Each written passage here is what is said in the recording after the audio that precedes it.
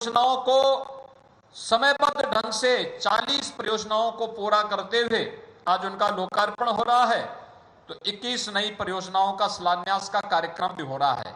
इसमें नगरीय क्षेत्र की भी तमाम मोहल्लों से जुड़ी हुई सड़कें हैं, जल निकासी की व्यवस्था से जुड़े हुए प्रबंधन भी हैं, ग्रामीण क्षेत्र भी सड़कें हैं, बाढ़ बचाव से संबंधित तटबंधों की मरम्मत, बाढ़ बचाव के कार्यों से संबंधित अन्य महत्वपूर्ण कार्य भी इसके साथ समाहित हैं। प्रदेश सरकार की विकास के प्रति इन सभी कार्यक्रमों को आगे बढ़ाने और जनप्रतिनिधियों की रुचि के अनुरूप उन कार्यक्रमों को उन क्षेत्रों में उपलब्ध कराने के सरकार के नीतिगत निर्णय का यह हिस्सा है, जिसे लेकर के आज हम गोरखपुर के सभी माननीय सांसद, माननीय विधायक, महापौर जी और इन सब के साथ मिलकर के हम लोग आज यहां पर उपस्थित हुए हैं। मैं आज के इस अवसर पर आप सबको हृदय से बधाई देता हूं, अपनी शुभकामनाएं देता हूं। विकास केवल शासन के अनुसार ही नहीं चलना चाहिए, आम जनमानस की सहभागिता उसके साथ हो, जनप्रतिनिधि उनका प्रतिनिधित्व करता हुआ दिखाई दे और एक योग्य जनप्रतिनिधि निरंतर प्रयास करके अपने क्षेत्र के लिए एक न एक परियोजना निरंतर लेकर के आता है। और आज उसका परिणाम गोरखपुर जनपद की, गोरखपुर कमिश्नरी की प्रत्येक विधानसभा सीट पर देखने को मिल रहा है। कहीं सड़क बन रही हैं, कहीं स्कूल कॉलेजेस बन रहे हैं, कहीं उद्योग धंधे लग रहे हैं, कहीं पर कस्तूरबा गांधी विद्यालय का निर्माण हो रहा है, कहीं पर अटल आवासीय विद्यालय का निर्माण हो रहा है, कहीं पर ऑपरेशन कायाकल्प के अंतर्गत बेसिक शिक्षा परिषद से जुड़े हुए विद्यालयों के नवनिर्माण की कार्रवाई को आगे बढ़ाने का कार्य हो रहा है, कहीं पर बाढ़ बचाव से संबंधित कार्य हो रहे हैं, कहीं हॉस्पिटल का निर्माण हो रहा है, कहीं मेडिकल कॉलेज का निर्माण हो रहा है। कुछ न कुछ कार्य किसी न किसी क्षेत्र में ये निरंतर हो रहे हैं और मैं आज आप सबको यही आश्वासन देने के लिए आया हूं कि सरकार धनराशि देती है, हमारे माननीय सांसद विधायकगण उसके लिए प्रयास करते हैं, सरकार उसको स्वीकृत करके धनराशि भी अवमुक्त करती है और जनता जनार्दन का भी दायित्व है कि सकारात्मक रूप से विकास की इन परियोजनाओं में अपना सहयोग करते हुए उन्हें समयबद्ध ढंग से आगे बढ़ाने में हम लोग भी अपने स्तर पर मदद करें। विकास कार्य में किसी भी प्रकार का कोई रोड़ा नहीं आना चाहिए, किसी भी प्रकार की कोई बाधा नहीं आनी चाहिए, क्योंकि अगर कोई बाधा आती है और कार्य 2 महीने, 4 महीने, 6 महीने लेट हुआ तो उसका फिर हमें रिवाइज एस्टिमेट के लिए जाना पड़ता है, दाम बढ़ता है, ये राजस्व पर, प्रदेश के राजस्व पर इसका विपरीत असर पड़ता है और विकास की परियोजना लेट होने के कारण आम जनमानस को भी इसके कारण काफी परेशानी होती है।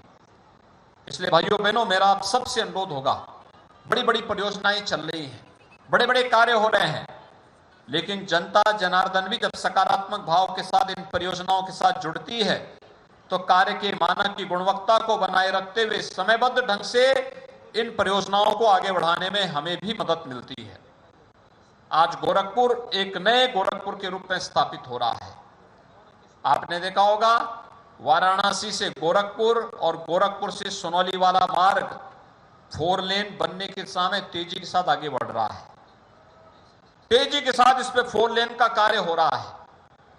गोरखपुर से लखनऊ के बीच पहले से एक 4 लेन है, आज एक नया 4 लेन पूर्वांचल एक्सप्रेस वे के रूप में गोरखपुर को उपलब्ध हो रहा है। गोरखपुर सिटी के अंदर ही आप देख सकते हैं, पहले गोरखपुर महानगर से ब्याड़ी मेडिकल कॉलेज का रोड कितना संकरा और व्यस्त था, लेकिन आज गोरखपुर से महानगर से आप मेडिकल कॉलेज की तरफ जाएंगे, 4 लेन का बहुत हाई क्लास का मार्ग बनकर के तैयार है और रात्रि में अगर आप निकलेंगे तो पूरी लाइट सी की जगमगाहट के साथ आपको एक नए गोरखपुर का दर्शन होता हुआ दिखाई देता है। ऐसे ही मोदीपुर से जब आप गोरखनाथ मंदिर होते हुए सोनौली मार्ग पर जंगल कौड़िया की तरफ जाते हैं तो जंगल कौड़िया तक यह मार्ग 4 लेन का बनने के साथ ही लाइट की जगमगाहट से विकास की एक नई कहानी कहता है। गोरखपुर में नेपाल जाने वाले या गोरखपुर के उत्तरी जनपदों की ओर जाने वाले वाहनों के लिए सिटी के अंदर ना आना पड़े, जंगल कौड़िया से कालेसर तक एक नया बाईपास भी बनकर के खड़ा हो चुका है। आवागमन उससे तेजी के साथ चल रहा है। विकास की इन तमाम योजनाओं को लेकर के आज गोरखपुर के अंदर ही आपने देखा होगा, मोतीपुर से जेल बाईपास होते हुए बरगदवा तक ये मार्ग 4 लेन का बन रहा है। ऐसे सिटी के अंदर तमाम अन्य कार्य चल रहे हैं। हमारा प्रयास है और हम लोगों ने एक व्यवस्था बनाई है, एक बरसात के दौरान गोरखपुर महानगर में कहीं भी जल जमाव की समस्या ना होने पाए, इसके लिए अभी से प्रयास कर लेना है। और इस पर प्रशासन युद्ध स्तर पर जनप्रतिनिधियों के साथ मिलकर के इस कार्यक्रम को आगे बढ़ाने का कार्य कर रही है। आपने देखा होगा, गुड़दहवा नाला कभी सफाई नहीं हुआ था, लेकिन आज गुड़दहवा नाला मेडिकल कॉलेज के आगे से लेकर के और रामगढ़ ताल तक कितना साफ हो चुका है, कितना कचरा निकला है वहां से। कभी सफाई नहीं हुआ, अपने समय से सैकड़ों वर्षों से वह नाला जैसे के तैसे था, अतिक्रमण भी उसमें हो गया था, लेकिन अब नाला साफ हो गया है, जल निकासी होगी, आसपास के किसी भी मोहल्ले में जल जमाव नहीं होगा। और जब इसी नाले पर दोनों वो सड़कें बनेंगी आवागमन के लिए, वो एक नया पर्यटन का केंद्र बनेगा गोरखपुर में। स्थानीय स्तर पर लोगों के आवागमन को सरल करेगा, लेकिन साथ साथ व्यवस्थाएं भी बहुत बेहतर तरीके से आगे बढ़ जाएंगी। ऐसे ही गोरखपुर महानगर के अंदर रामगढ़ ताल में जब बरसात में पानी ज्यादा आता है, रामगढ़ ताल से तरकोलानी के बीच ये नाला भी कभी खोदा नहीं गया था। आज वहां पर कार्य चल रहा है, युद्ध स्तर पर कार्य चल रहा है। जितना भी सिटी का पानी होगा रामगढ़ ताल होते हुए, पूरा का पूरा पानी तरकोलानी में पहुंचेगा। तरकोलानी में बहुत हैवी जो पंपिंग स्टेशन बना हुआ है, भारी पंपिंग स्टेशन बना, वहां से पूरा पानी फिर नीचे गोर्रा नदी और राप्ती नदी में डाल करके खोराबार के पूरे विकास खंड को जल जमाव से मुक्त करने का भी एक बड़ा कार्यक्रम चल रहा है। आप सिटी के अंदर देख रहे होंगे, सड़कों का निर्माण हो रहा है, जल जमाव से मुक्ति के लिए साफ सफाई का कार्यक्रम युद्ध स्तर पर चल रहा है, सड़कों का निर्माण का कार्य युद्ध स्तर पर चल रहा है। आप यहां पर इस पार्क का नया निर्माण हुआ, इसके बगल में ही चिड़ियाघर भी है, जू भी है, प्राणी उद्यान भी है। प्राणी उद्यान एक नए मनोरंजन केंद्र के रूप में विकसित हुआ। इसके पूरब में रामगढ़ ताल है, एक मनोरंजन और पर्यटन के एक नए केंद्र के रूप में यहां पर ये गोरखपुर के लिए विकसित होता हुआ एक नया क्षेत्र बना है, जहां पर सायकाल हजारों की संख्या में लोग अपने परिवार के साथ आकर के यहां पर इस प्राकृतिक सौंदर्य का आनंद लेकर के अपने आप को विकास की प्रक्रिया के साथ जोड़ने का कार्य कर रहे हैं। गोरखपुर का एम्स प्रारंभ हो गया है। रात्रि को फर्टिलाइजर कारखाने की लाइट आपको नए गोरखपुर के एक नई तस्वीर को आप सबके सामने प्रस्तुत करता हुआ दिखाई देता है। और भाइयों बहनों, यही नहीं, विकास की इस प्रक्रिया के साथ जुड़ने के लिए हम सबको मिलकर के एक अभियान चलाना होगा। मिलकर के किसी भी प्रकार की गोरखपुर जिन कारणों से बदनाम था, आज गोरखपुर उससे मुक्त हो चुका है। आज गोरखपुर की पहचान सबसे तेज विकास की प्रक्रिया के साथ आगे बढ़ते हुए महानगर के रूप में स्थापित हो रही है। और विकास की इस प्रक्रिया के साथ हम सब भी एक साथ जुड़ करके अगर इस कार्यक्रम को आगे बढ़ाने का कार्य करते हैं, तो स्वाभाविक रूप से हमारी वर्तमान और भावी पीढ़ी के सामने अपने उज्जवल भविष्य के लिए एक नई तस्वीर उनके सामने प्रस्तुत होती है कि विकास ही एक उज्जवल और मंगलमय भविष्य की गारंटी हो सकती है। और उस विकास के साथ हमें जुड़ना है, गोरखपुर को आगे बढ़ाना है। गोरखपुर विकास की जिस प्रक्रिया के साथ जुड़ा हुआ है, भाइयों बहनों, मैं आज के इस अवसर पर आप सबसे कहना चाहूंगा और सभी जनप्रतिनिधियों से भी कहना चाहूंगा, नियमित रूप से हम लोग जनता की समस्या को सुने। अभी आपने देखा होगा, मंत्री समूह आए थे, प्रत्येक जनपद में गए थे, हर कमिश्नरी के लिए 3-3 मंत्री गए थे और उन्होंने उन कमिश्नरियों के अलग अलग जनपदों में कैंप किया। एक एक जनपद में 24-24 घंटे रहे वहां पर वे कार्यकर्ताओं से मिले, जनप्रतिनिधियों से मिले, समीक्षा बैठक भी की, भौतिक विकास के कार्यों को भी किया, जनता के चौपाल के कार्यक्रम को भी आगे बढ़ाया। हमें भी जन चौपाल के कार्यक्रम के साथ जुड़ना होगा, जनता की समस्या को सुनना होगा। अगर कोई जनप्रतिनिधि, प्रशासनिक अधिकारी नियमित रूप से 1 घंटा अगर जनता जनार्दन की समस्या के निस्तारण के लिए बैठ जाए तो मुझे लगता है समाज की तमाम विवादों का पटाक्षेप हम लोग इस सुनवाई के माध्यम से कर सकते हैं। और हमें मेरिट के आधार पर न्याय संगत कार्रवाई के लिए इस प्रकार के अभियान को तेजी के साथ आगे बढ़ाना होगा।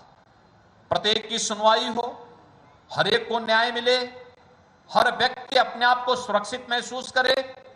किसी भी लोक कल्याणकारी सरकार का एक ध्येय होता है। अगर हम विकास के कार्य की तो लंबी चौड़ी बात करें और सुरक्षा की गारंटी न दें और न्याय व्यक्ति को समय से न मिल पाए तो मुझे लगता है उस विकास का उतना मायने नहीं होता है।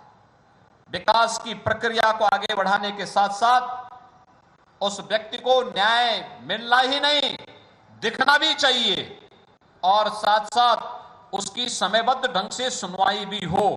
यह आज के दिन की सबसे बड़ी आवश्यकता है और हमें इस प्रक्रिया को मिलकर के एक बार फिर से आगे बढ़ाना है।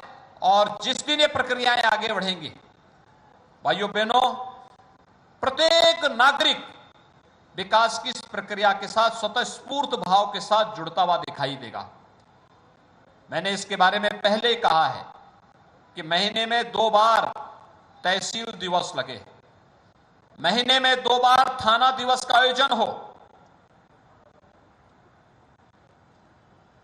इसी प्रकार से महीने में 2 बार